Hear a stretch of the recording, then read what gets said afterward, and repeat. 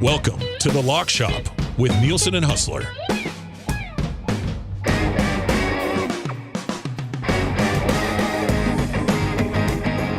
Good morning / afternoon, wherever you are, to all of you Lock Shoppers out there. This is the Lock Shop presented by Play Alberta.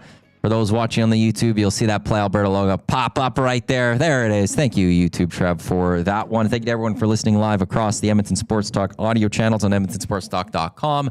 Tune in, iHeartRadio, Apple Music, as well as to everyone listening on podcasts. We do greatly appreciate it. Matawanek in for Dustin Nielson yet again as he's flying out to Montreal, as he'll have Riders Als tomorrow, if I'm not mistaken. That's the next game that he has. Dusty's early bird bet from a couple days ago at Play Alberta, that is still up. Toronto Argonauts plus 7.5. That is boosted minus 244 now. With all those line changes, that has moved a little bit there. But we will have to wait and see about weather. Can't wait for Huss to join us momentarily, as we'll have to get his, he can inform us firsthand accounts of the air quality out in Winnipeg. Right now, I see it at an 8. The CFL has a policy. If it's 8 or higher, a game cannot be played, although the Bombers have released a statement saying that game tonight between the Bombers and the Argos, they are expecting it still to be able to go to head at 7:30 Winnipeg time, which is 6:30 here in Edmonton, as they believe from their meteorologist that the smoke will go out of the area a little bit. We will have to wait and see on that one. It's an unfortunate reality that we have to get used to when it comes to our summers, and I wish we didn't have to get used to it, but it seems to be something that just keeps coming up summer after summer here. I know Huss is going to want to talk some, what is this? This is SummerSlam that's coming up this weekend. We'll talk maybe a little bit baseball, Elks and Ticats. That gets going tomorrow here in Edmonton, and then it's the Riders and the Als tomorrow afternoon. Waiting also on the new promo codes for the month of August with Play Alberta. But as I mentioned, there still is that early bird bet up at EST Sports or EST Specials at Play Alberta, playalberta.ca. I know later today, Big Uke will send me the grandest parlay that will go up there, as well as there will be the silliest parlay that will go up there. Jay's play of the day will be up there. He kind of hinted at it on the hangout just a little bit ago. And then I guess I'll work with Jay and we'll build Jay and Matt's big play of the game for tomorrow, a game that I won't be here for. So it'll be Jay and Taylor Inglis's big game of the day as the Elks will take on those Hamilton Tiger Cats. Those Stamps yesterday started off well for PJ Walker. Started off quite well for PJ Walker, and then things kind of fell apart late in the first quarter. And then Ottawa does get that victory. They get they cover naturally on that. And Huss was talking about the last couple of days here on the Lock Shop as that the play that Dusty built. I have it on my computer here. I just got to log in and get to it. The play was great. And Huss was stunned at the number that it was. So we'll see if any of you, for anyone out there that's made this one, it's still looking good. But there was, let me go back. It was Toronto plus 6.5, Ottawa plus 5.5, and then the Elks plus, I believe that's 5.5 as well. It was plus 575 for check on one, as that Ottawa plus 5.5. That absolutely still holds. And then we had the Lock Shop parlay, if anyone jumped on that one yesterday. It was the under 50.5 between Calgary and Ottawa. That one hit. We have the Argos plus 3.5, the Ticats minus 3.5, and then the Rough Riders in there as well. That was plus 900 if you're able to jump on that one over on Play Alberta for the rest of this weekend. It is as I said, the Bombers minus 3. It's the Ticats minus 2.5, and it is the Rough Riders minus 3 as well when they take on the Als. This is MBT-led Alouettes coming off a big victory against the Stamps last week. They're going up against the Saskatchewan Rough Riders team, who's looking pretty good right now. Oh my God. Where did he get? Is that? Oh, I'm gonna have to ask. We'll bring in Huss right away here. We're both wearing soccer kits today, which is amazing. Absolutely amazing. Bring on Huss right now. I've got my FC Edmonton kit, RIP FC Edmonton. You've got that Canada soccer one. Does that have a name on it, or is that just a blank one? No, that's just a blank one. I love that. I knew you would like this. I knew you would like it. I said, you know what? I'm going to pull this on for. I went with a Wannock today. We'll throw on the kit. I actually wasn't a big fan of that red one that they have out there, but that white one is sharp, and when they're playing it is absolutely sharp. So as soon as you popped on the screen, it distracted me because it's beautiful, and I still don't have one of those ones because I wanted a name on it, and I don't think they were doing names, and I should go double check on that one again because I do want that one in names, but that is a sharp kit. You know, I have to thank my guy Dom at Soccer Canada or Canada Soccer. Because you will know we had the women here for the event, and we work with them pretty closely to help promote it. We had Des Scott on. We did a bunch of stuff, and he sent over a little care package. Nice. With this jersey on, a red one, an awesome hoodie, that bucket hat that I was wearing in the apocalyptic photos from Aikens Lake. So and then of course was able to hook me up for that Canada-Ukraine game. So I already was a Canada soccer guy, World Cup veteran, as you know, Matt. Yes. All in anything we could do to help. And they sent this over. So I was waiting to put this on for one of the shows. I'm like, I'm doing it when I want it's on. Thank you. So today is that day. It looks very sharp. It's you look very good on it, and we're now fully less than a year away. The World Cup will be handed out in less than a year out in East Rutherford, New Jersey. So that it is coming closer. Canada Soccer's released ways to get tickets, one ways. Voyagers have part of that. I'm so confused by all of it. I got to dive in maybe this weekend to understand it all. But there's subscriptions you have to sign up for to get in certain tiers of draws for only like 8% of tickets. So I have no idea what's going on. I may but in the end, I will be buying from scalpers if I have to. I am not missing a Canada soccer game, any of them next year. You're planning. You're going to go to Toronto and then to the two in Vancouver. That is the plan. That's what I want to do. I gotta over the next course of the next couple of weeks just book some hotels just to have them. I saw one in Toronto. I don't mind. It's a little out, but it's like a 25-minute drive to BMO Field. So it'll be perfect. I don't want to miss a single game of Canada. Like, I don't know if I'll go to another World Cup or when I will. The next one will be fun. It's in 6 different countries, including South America and then Europe/Africa, because Morocco's part of it. But then after that, it goes Saudi Arabia. Oh, so you didn't know this. Okay, so here's how, because naturally, FIFA goes where the money is. FIFA doesn't care about corruption. So FIFA has to find ways to make things less corrupt. Straightest organization in all world sports. 100%. So they also want to rotate the World Cup around to different continents so it can go around. But Saudi Arabia wanted the 2034 World Cup. But it wouldn't have been their turn because it needed to go back to Europe and it needed to go back to South America. So here's what FIFA did. Where I believe it's the 100th anniversary of the World Cup in 2030. There was a lot of people that said it should just be in South America because I think the first one was Uruguay. I think that's when it was. I'm pretty sure you're right. So there was a bid that was going to be posted, which was 4 nations from South America wanted to come together to celebrate the 100th. There was also a bid from Spain, Portugal, and weirdly enough, Ukraine was part of it. And that was a way for Spain and Portugal, I think, to try to play good and play nice. Like, look, we also will throw some games in Ukraine because we're going to be, we stand with Ukraine and stuff. So, there was the 2 bids of okay, well, where is it going to go? Is it going to go to Europe or is it going to go to South America for the 100th? Everyone wanted the 100th to be in South America because that's where it began. It doesn't need to go to Europe. Do it in 2034. But Saudi Arabia wants it in 2034. Saudi Arabia doesn't want to wait for the World Cup. So what they did as FIFA was the start of the World Cup will happen in South America. Oh, and also Morocco wanted to jump in because they needed Africa. Africa still hasn't hosted because there's 2010 in South Africa. So they also were on. So you needed to go South America, you needed Europe, you needed Africa to go check before you can go back to the Middle East.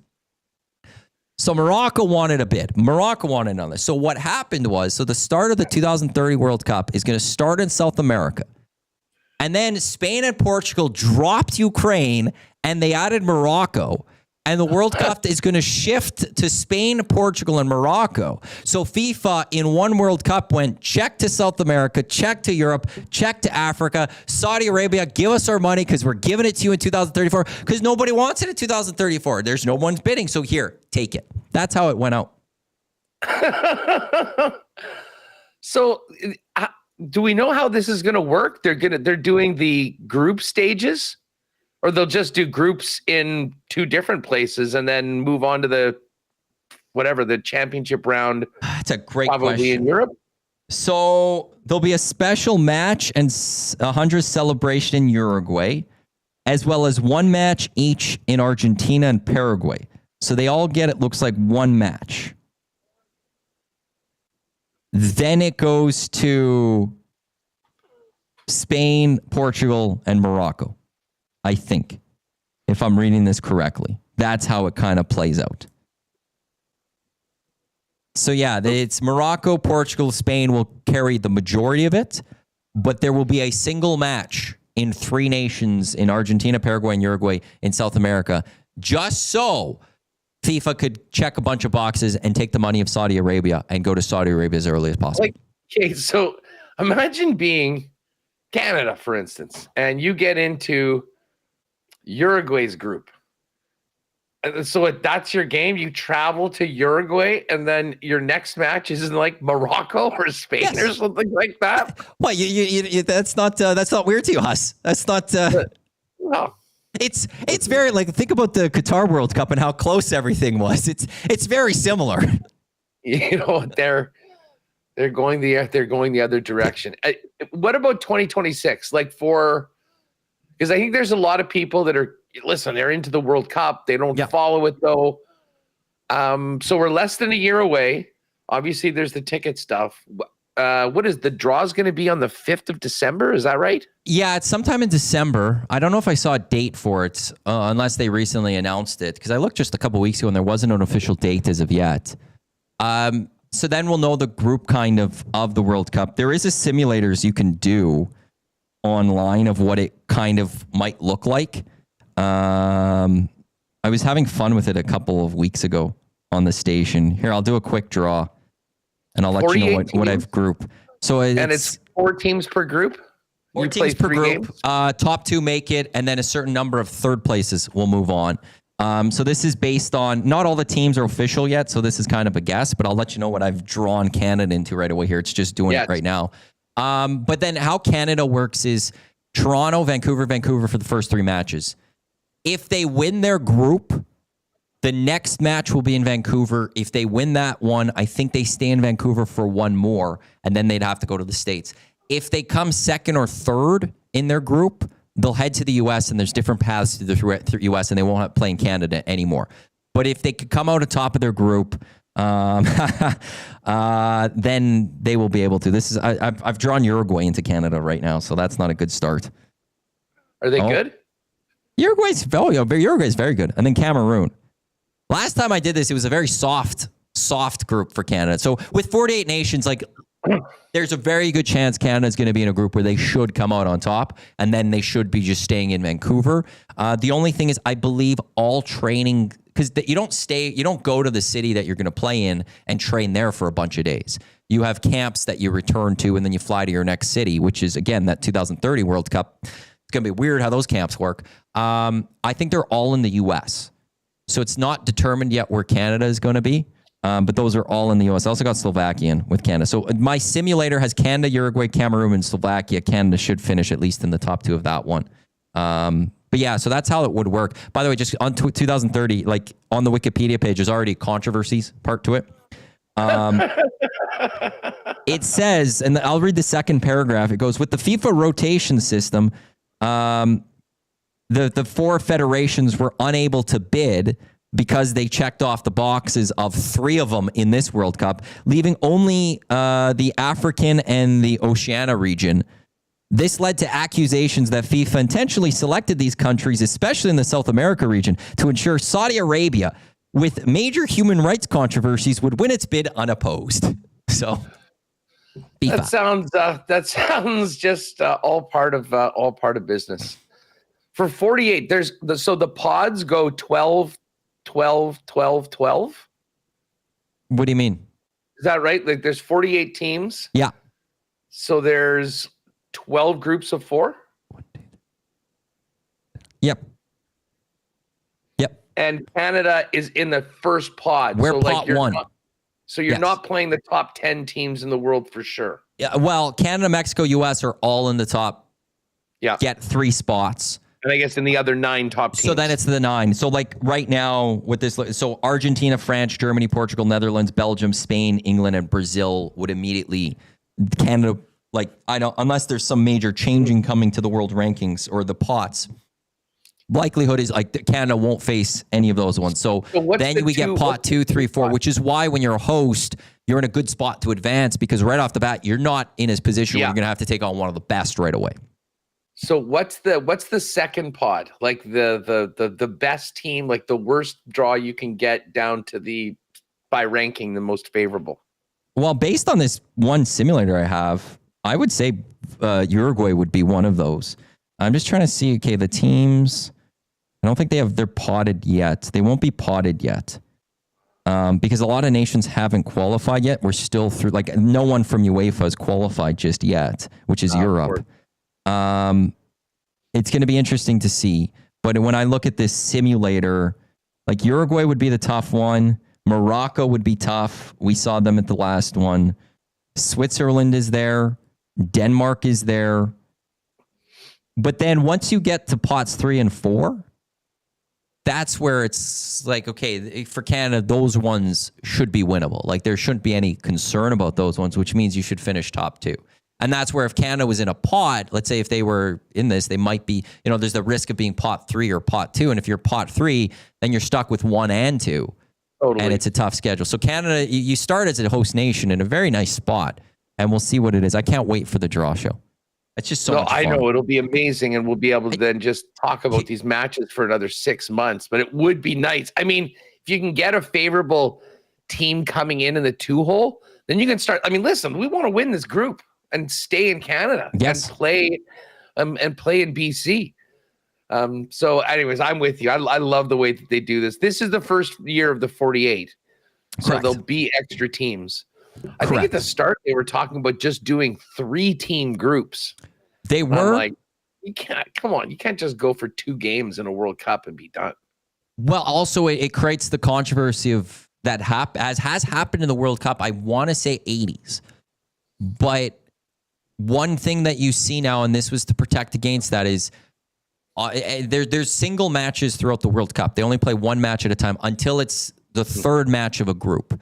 And then the 2 teams' games get played at the exact same time to avoid funny business. To avoid a situation where 2 teams go out there and be like, we both just need a draw and we move on. Yeah. And the other team can do nothing about it because they finished their 2 games. And there was a lot of concern of that one, and there's a lot of anger about that one. And that's where FIFA then changed it to, okay, we're going to go to the 4 teams, 4 nations per group. Because now you could do away with that funny business in a way where it's okay, well, look, there's another match going on in another city that could impact you, so now you got to go out and play. You can't just pass the ball back and forth for 90 minutes. And there was a legit match that happened like that at one of the World Cups where it happened, and that's why it's always changed. So they needed to go this way. It makes a lot more sense. And yeah, Canada, here's how you could plan your life for next summer.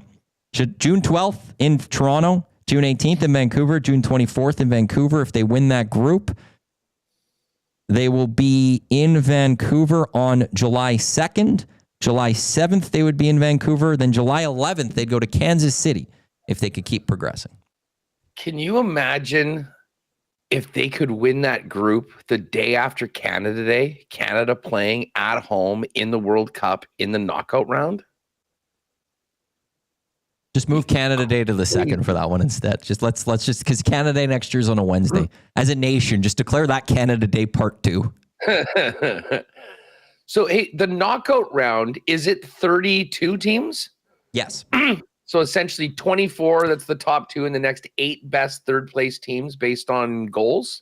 Points, goals, all sorts of different ways. Yeah. And then, so we'll start with the points and then they'll go through that. So like, even if Canada did finish 3rd, if you do well enough, like there is a chance to still progress. And that's the only way. You can't figure out where a nation's going to go because it's based on the ranking of those teams. But if you know that they're going to go first or second, then you could kind of map out your plan. And that's actually what I love about the FIFA scheduling is that you could you could predetermine a lot of this, and kind of dictate where you're going to go based on, this is the full schedule. I remember when Edmonton was bidding for the World Cup, there was a lot of people in town that were like, well, Edmonton's just going to stuck with poor matches. And I'm like, that's not how it works, though.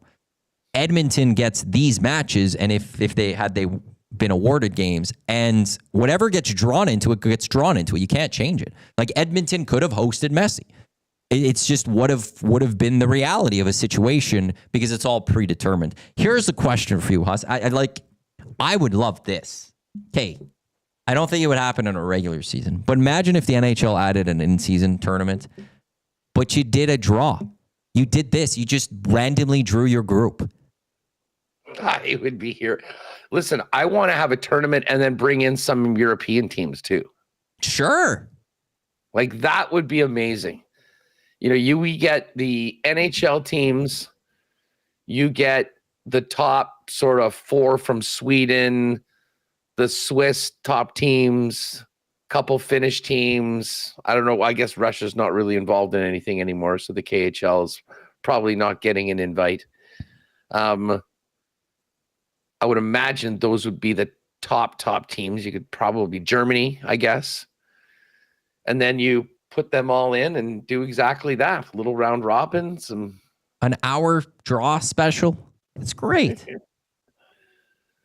I want Helsinki, Tappara going up against the Edmonton Oilers and Djurgårdens.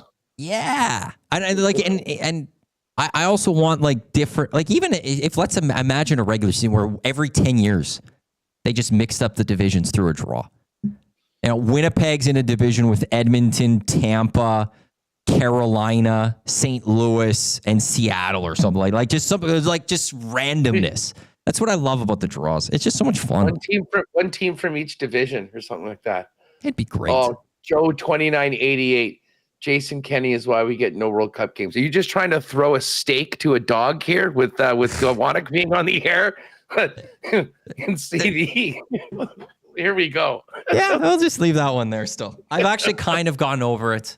I won't go I don't get anymore. Into all of why it happened, but I can tell you as a neutral observer and someone that spent time in Edmonton around the turn of the century and actually did see a Canada. My first national game was against Trinidad and Tobago at Commonwealth when was it Dwight York, I think, on Man U was playing for Trinidad. But Edmonton, more so than any city in Canada, has been the city that's actually supported our team, not selling a bunch of seats to have people cheer against Canada. They actually had a Canadian crowd for a long, long time. I really do think it is a shame that Edmonton was not part of this because they really did deserve to be. They've got the body of work, the history of supporting Canada's national team. And I think back to the Azteca game. That's one of the most legendary games in Canadian history. Where did it happen? In Edmonton. Mm-hmm. Think of the crowd for that. I don't know. I thought that was sort of BS. By the way, Canada plus 13,400 to win the World Cup. plus 134 to 1. Well, who are the favorites? Give us the top as of right now. What are we looking at? So yeah, by the way, for those, a $10 bet would win you $1,350 on Canada if they won a World Cup. Spain is the favorite at plus 540, Brazil plus 610, France plus 645, England plus 690, Argentina 805, Germany at 10 to 1 odds on that one. Italy at 25 to 1 is very bad because they might not even make this World Cup. I'm very worried about that one. But those are your top 6: Spain, Brazil, France, England, Argentina, and Germany, which does make a lot of sense. Spain looking very good. Last Euro winners. France always seems to produce in ways. England, they'll find a way to get to a final, but they'll blow it. That also is going to be dependent once you see a draw and stuff. But that's what the odds are. The worst odds right now, Jamaica is almost plus 100,000 to 1. Did you say USA? What's USA and Mexico? USA is better. They're 47-1. Mexico. Why do I not see Mexico? Oh, there it is. 62-1. Plus 6,200. Canada's 135? 134. Well, okay. Why would we have our, like, do people think that Mexico and the US are better than us now? To a degree, but it's also, I think, just history. This would only be the third World Cup for Canada, and in our time, we've never won a World Cup game.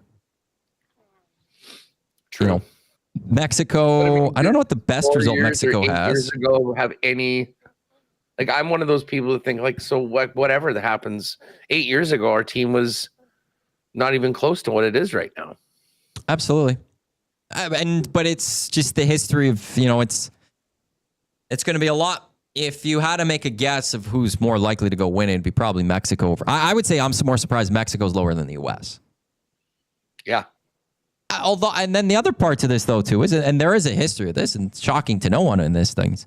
Host nations often generally seem to get favorable calls in World Cups. Anyone that remembers the 2002 World Cup in Japan, South Korea went on a nice magical run. There are various times we've seen host nations go on magical runs, at times because of some questionable calls. If there's going to be questionable calls going certain ways, the U.S. is going to get those. I still stand with Canada. Expect to never get a call Canada's way at World Cups. We're too small of a nation to get those, and we're going to be mad at the officials, I think, a lot. Although, during the Gold Cup, we got it, the match against, it was out of Vancouver. Not the Vancouver, no, sorry, the second game. We blew it, we drew. We got lucky with some officiating. It's one of the few times I've ever seen Canada actually get luck when it came to the officials. Well, we didn't get any luck in the freaking Guatemala game. That being said, that was, and you know me, I love Schaffelberg, one of my favorite players. That was so dumb. Just thinking about this is making my blood boil again. I was so looking forward to a game with the USA, potentially moving on, and then to lose in that fashion was. How big of a setback is that for the team based on, I mean, obviously you didn't have Davies. I mean, but that really was the last big, warm up for the next year's World Cup. And it couldn't have ended in a much worse fashion. I don't think I think the setback is that's the last true competition Canada's going to face until the World Cup. They could play their friendlies. They could play big nations. But in the end, you'll never be able to recreate 3 points being on the line or an advancing in a tournament on the line. And not getting to a semi or a final to just get a little extra preparation for next year, that hurts. But in the end, it's also a year away. And I think sometimes the best thing to do is have disappointment, have lessons that you need to learn from so that you can grow from them. And I'd rather Canada face a bit of a but a little bit of a bump in the road at the Gold Cup so that over the next year they could be focused on, okay, we aren't Germany. We aren't Spain. We are still only Canada. And we need to go out there and produce for 90 minutes. And there are no easy matches and there's no easy games. And you've got to play smart. And that maybe gives Jesse Marsh an ability to drill that into the players' heads, which is, this isn't easy. This is going to take a lot of work. We went far at the Copa. Look what happened, though, at the Gold Cup. What do we want to be? And then the flip side is there also were a fair amount of players that weren't there. So yeah, I don't think it was a setback in any way, shape, or form. But it will be fun to watch Canada. In their friendlies, they've built a nice schedule for the rest of 2025. Yeah. And then we'll see what they can schedule ahead of the World Cup next year. There'll only be a couple of windows for that one. We'll see what they can schedule for that. And then, it'll get going June 12th for them, I think I said, out in Toronto. One other thing that I'll ask you is what about when I was out in Toronto, I was talking to some people that were obviously pretty clued in, and they were just saying how excited they were about a bunch of young players like in our system. Where are we at with guys kind of pushing to be on this team right now, Matt? And is there an exciting crop of young players that could play themselves into the mix to potentially be difference makers, or we pretty much know the guys that are going to be on the team? Well, I think we saw that at this World Cup or at this Gold Cup. There was a couple of nice young players that were making waves for themselves. Sigger, Saliba in the midfield. Up front, Promise David, one of those guys. He's 24. The other ones I mentioned are both 21. Like, there was a couple of guys that stepped up and were playing quite well. And you sit there and you go, okay, these guys they're going to compete for spots. If anything, they're going to be great depth at the very least. Like, with no Stefan Eustachio, okay, well, you start with Eustachio and Kone type thing. Okay, well, are these guys going to be good coming off the bench? Like, I felt maybe at Copa America, Canada had a nice starting 11, but when they started to need to make substitutions, there weren't the players there. And with these young guys and them getting the start times from that Canadian Shield out in Toronto that you saw to the Gold Cup, we saw a couple of those guys actually step up and play well. David scored. Thomas David scored in that game. And then the other guy was Nico. Sigger. Yeah. He's a Croatian. He played a lot with Eustachio out, and he was excellent. So, with that, Promise David might be pushing Kyle Larin out of the starting 11 in this. Well, and that's, he's, been a legendary goal scorer for us. But so we have seen some of those young ones. I'm going to butcher his name, but there's a young defender. He's only 19, Luke de Fergroles. He's a guy that maybe, I don't know if he played at the Gold Cup at all, but he's playing out in Belgium. And was he at the Gold Cup? I can't tell right now. So there are some young players that have been added. Like the roster that it is right now, very different from when we saw 2 years ago at the World Cup. There is enough changes and enough young players that I think are pushing. And I know that there was also talk. There was an American who plays for the Whitecaps who could possibly switch and is in the ability to switch to Canada. And I know there was talk of Jesse Marsh. He's trying to recruit him to bolster the back line for Canada for that one. So, that's it. Lots to come when it comes to soccer. So, and in our nation and the Canadian men's team, and a lot to get excited for over the next year. Before we talk a little bit of Stamps, RedBlacks from yesterday with those RedBlacks, they easily cover that plus 5.5 that was on that one parlay. Easy under, Matty. Yes. When we were talking about that, I got on that. What's the air quality look like right now in Winnipeg? I know that is something that we are paying attention to. The Bombers released a statement. How smoky is it right now? Well, I mean, dude, to be perfectly honest with you, I'm so used to it. I mean, I haven't really, even on these days that it's been 10 plus, I mean, it's the crazy thing is it's been way worse earlier this summer. So you don't really see it. Let's see, the IQ Air right now is saying that we are in an this is a different rating schedule. Yeah, there's so many different ratings websites. I don't know which ones to go off of. I did see earlier was an 8. Now. Yeah, 8 right now. And what is it? Is 8 or under they can play? Yeah, I one thing I read today, 8 or over they won't play. Well, but the Bombers I know released a statement saying that they expect that it is going to lower throughout the day, and they should be able to play at 7:30. It seems to be better. I mean, the biggest problems is that just with so much burning, if you're in the way, like if you're in the wrong shoot, I mean, there's not really anything you can do. Apparently, the Americans are very choked at us right now. Chicago is going to have the worst air quality of any city in the world this weekend. And the South Park Blame Canada is getting a lot of run right now on social media because of that. Hey, sorry, but it's a big country. Yeah, things happen. We can't control smoke. And I like when things happen, they complain about us. And yet when there's fires in California, we send our firemen and women down to help fight it. Very different between the two nations in ways. They have sent, I mean, it's funny because there are a bunch of U.S. firefighters. Yes, I should say that they do send as well. But it's the people that are beaking about it that don't really know how any of this stuff works. I don't know about any fire prevention methods. That is not my bag. So I will just be thankful for everyone that's doing what they can to prevent this from getting worse, saving people's lives, properties. I mean, I lived through it a few weeks ago, and the amount of work it took to save that Aikens Lake between the preparation beforehand, the sprinklering, and then, coming back and being on top of it throughout is something that I've never seen before. So just got to be thankful moving forward. And hey, if it's a little smoky, I mean, I think most people are used to dealing with it.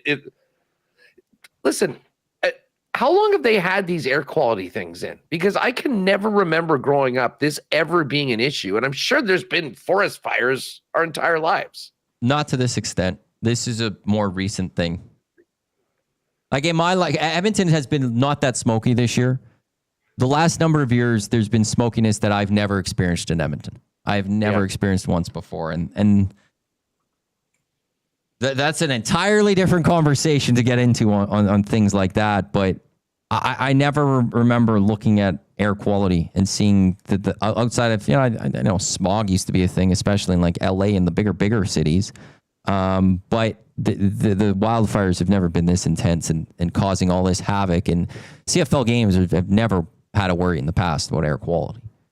Yeah. Well, I mean, listen, I can tell you here in Manitoba, I mean, obviously, we've had it come in and, it's been an issue at times over the past few years. But, I mean, this one fire that started like 2 months ago that is now burned probably, I mean, I guess it's a huge province. To say 20% would be a gross exaggeration. But, I mean, a massive section of the eastern part of Manitoba from close to the United States border all the way up, probably north about 200 kilometers, is still very problematic. And obviously it's into Northern Ontario as well, where it's just so vast. I mean, that's the big thing, like getting in and preventing it, getting ahead of it. I mean, when you're talking about the area, the amount of land we're talking about, and to be honest, this is also natural.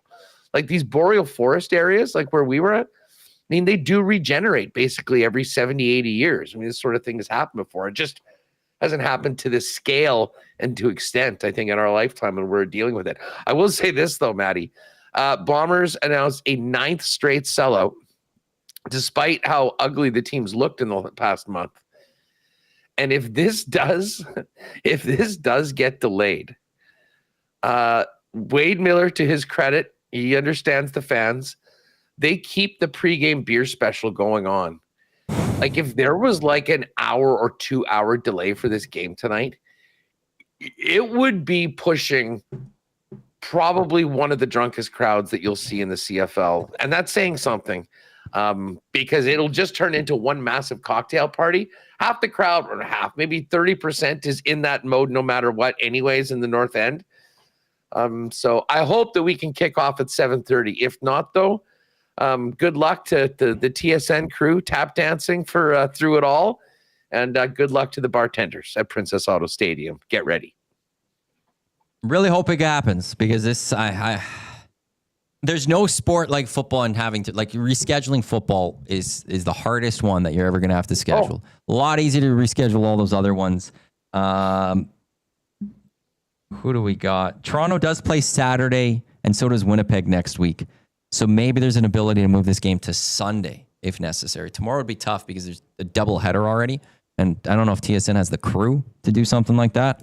But if there is any sort of delay, I would think it would have to be played on Sunday. Otherwise, you're in a very delicate spot when it comes to this football game. I mean, there's zero chance. I mean, you can't move it from the Friday of the long weekend to the Sunday of the long weekend. I mean, that would just be a total disaster for all ticket holders. That's one of the great things about it being on Friday. This is a weekend where people get the hell out of the city. So listen, we'll cross that bridge when we come to it. Let's get this game in tonight. And funny to see how this line, what are you seeing right now? Is it dropped under 3? Well, before I get to that, I have from Dusty the schedule of the TSN stuff, and it is like there's 3 different crews for all these 3 games. So in theory, you could play a game tomorrow, 3 game, have a triple header set for tomorrow. Triple header? Because you have Marshall Ferguson and Dwayne Ford tonight. It's Farhan and La Police here in Edmonton tomorrow, and Dusty and Suits in Montreal tomorrow. So they do have actually, as long as they have the behind the scenes staff all set up, which I would assume that they do.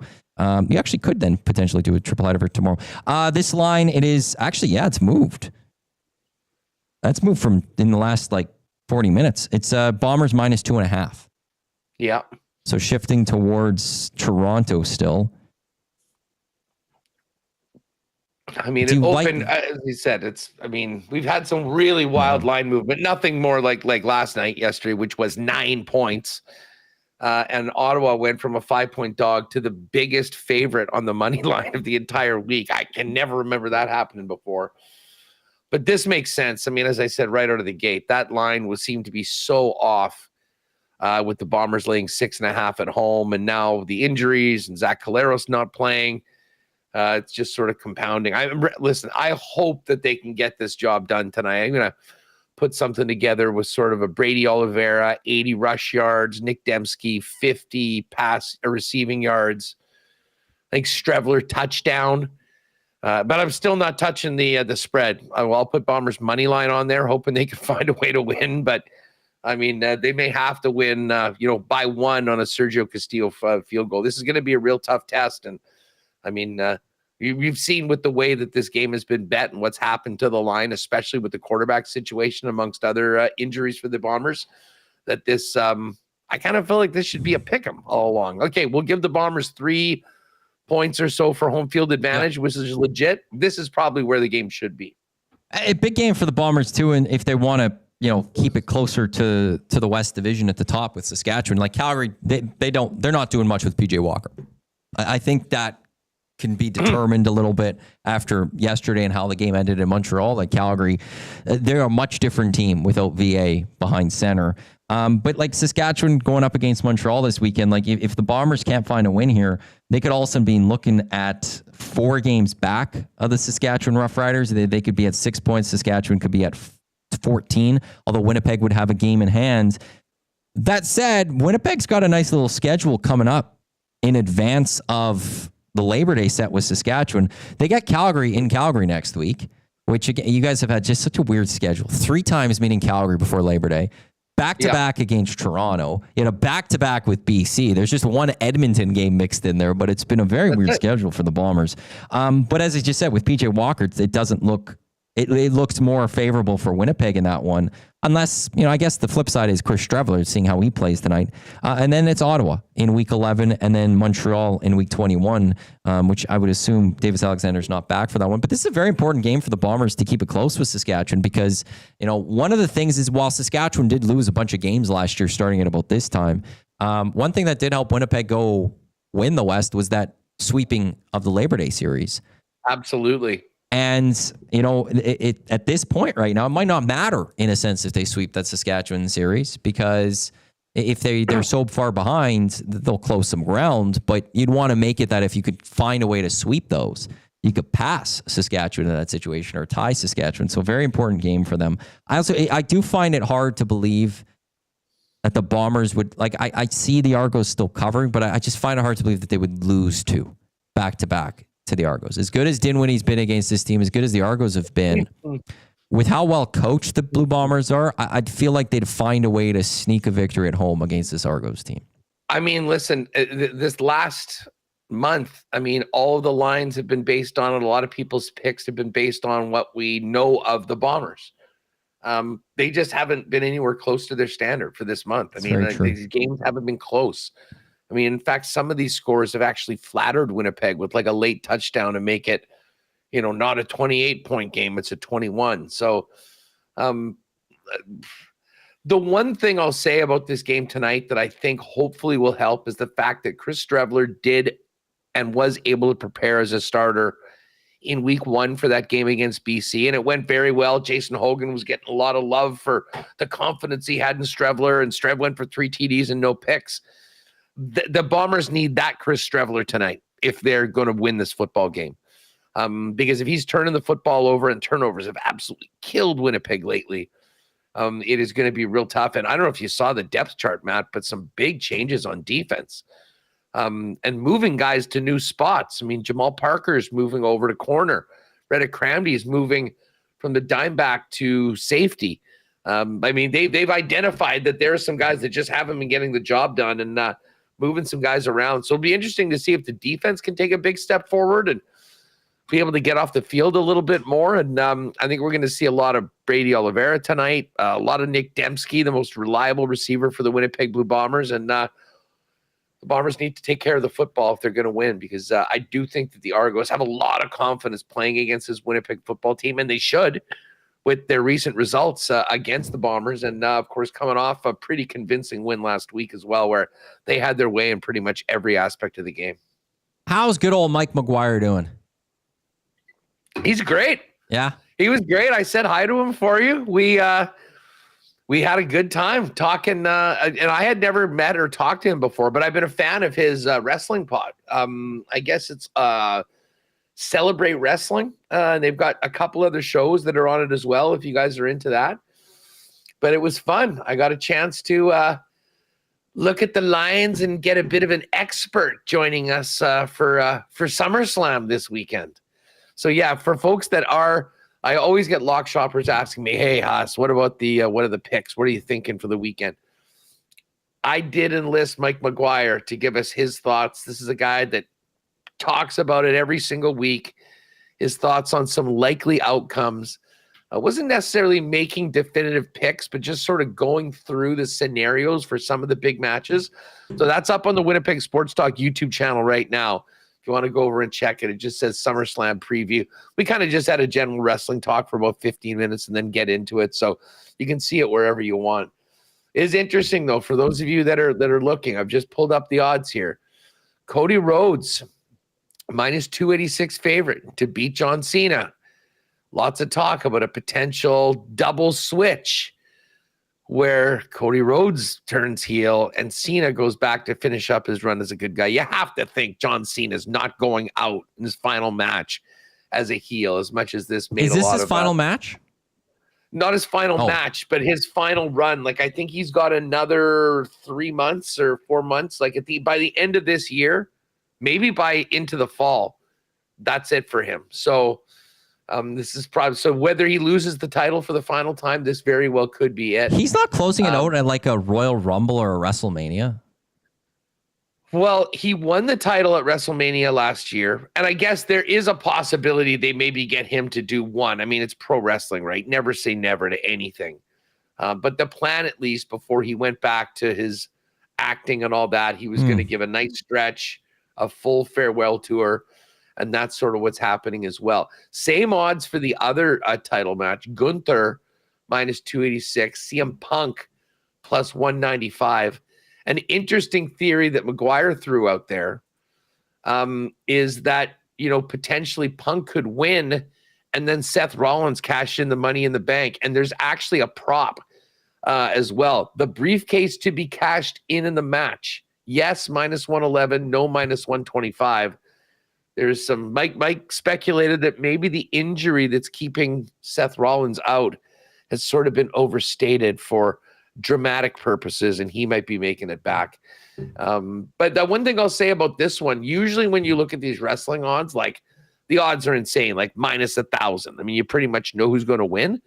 I would say for more than any card, including Mania, the odds are seemingly a lot closer. I mean, you've got a lot of these that are just sort of like minus 286 and the underdogs plus 195.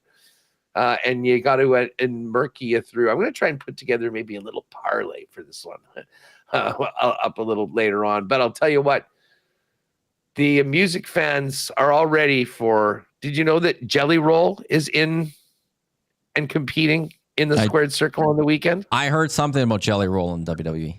Jelly Roll and Randy Orton against Logan Paul and Drew McIntyre. What a match that will be.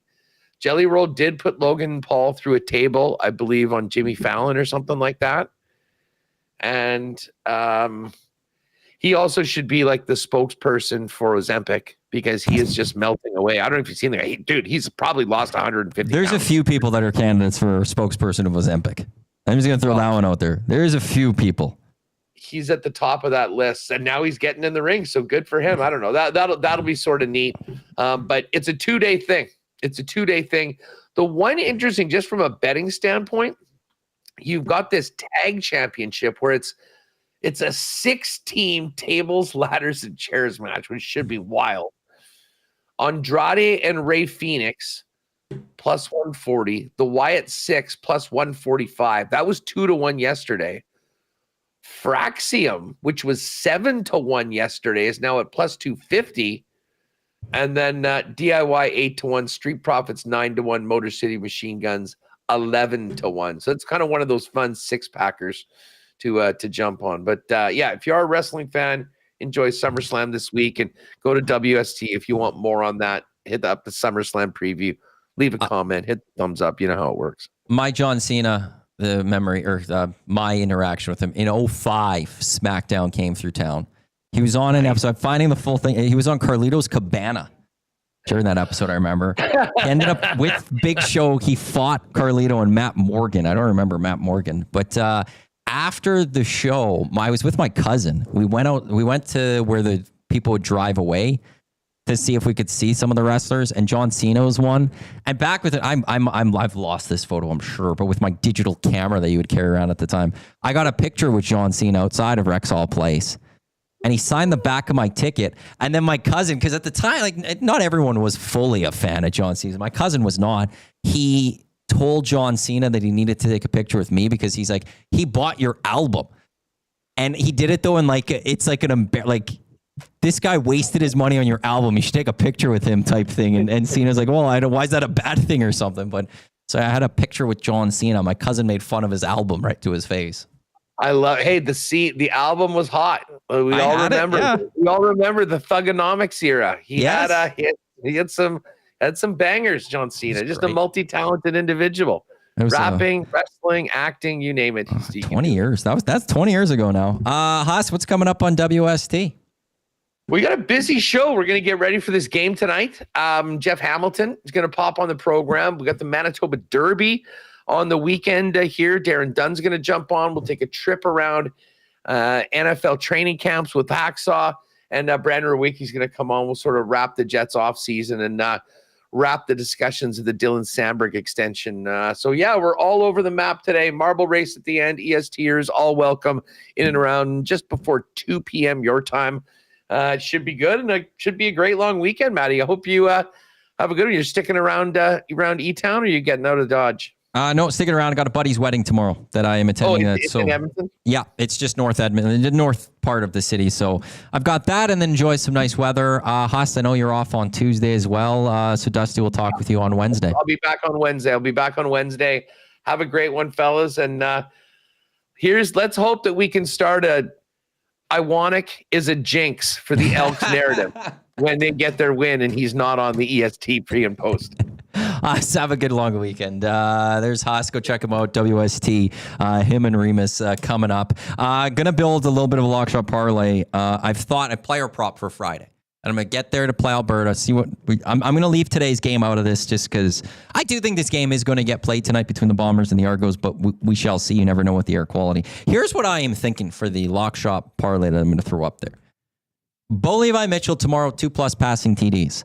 Cody Fajardo tomorrow, 2+ passing TDs. And then Riders, Als, I'm going to throw an AJ Ouellette, a rushing prop in there. We're going to get that all combined. We're going to throw it up at EST Specials right at playalberta.ca or download the app. Hopefully, by Tuesday, we'll have the new promo codes for Play Alberta. Maybe Dusty will have those sent to us a little bit later today if he can. Otherwise, Tuesday, we'll have the promo codes for Play Alberta for you for the month of August. Thanks to everyone for tuning in to the Lock Shop presented by Play Alberta. Up next, Oil Stream, Tommy and Hernan. We've got ESD Afternoons. We've got the Reed Wilkins Show with Jay Mill. Jay hosting with myself. That's going to take you till 6 o'clock. On behalf of us, I'm Matt. Thanks for tuning in to Lock Shop. Oil Stream coming up in just a few minutes right here on Edmonton Sports Talk. Your clear choice for Edmonton sports. Don't go anywhere.